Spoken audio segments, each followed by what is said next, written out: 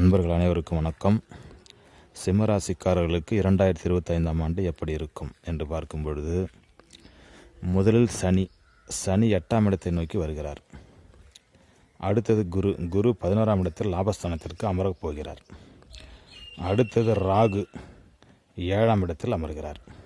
அடுத்தது கேது ஜென்மராசியில் அமர்கிறார். இதனை வைத்து பார்க்கும் பொழுது உங்களுக்கு அஷ்டமத்து சனி ஏறக்குறைய 2026ஆம் ஆண்டு தான் ஆரம்பிக்கும்.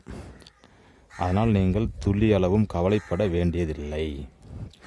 குரு 11ஆம் இடத்துக்கு வருவதால் லாபங்கள் குவியும், செய்தொழில் மேலோங்கும், பண வரவு அதிகரிக்கும். ராகு 7ஆம் இடத்தில் அமர்வதால் குடும்பத்தில் கலக்கம் உண்டாகும். கணவன் மனைவியிடையே கருத்து வேறுபாடுகள் தோன்றி மறையும்.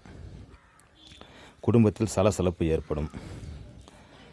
ஜென்மத்தில் கேது அமர்வதால் மன அழுத்தம், உடல்நலக் கோளாறு, திடீர் ப்ரெஷர், இந்த மாதிரி விஷயங்கள் மேலோங்கும். இதனால் நீங்கள் உங்கள் நட்சத்திர அதிபதியை வழிபட்டு வாழ்வில் சிறப்படைய வாழ்த்துக்கள்.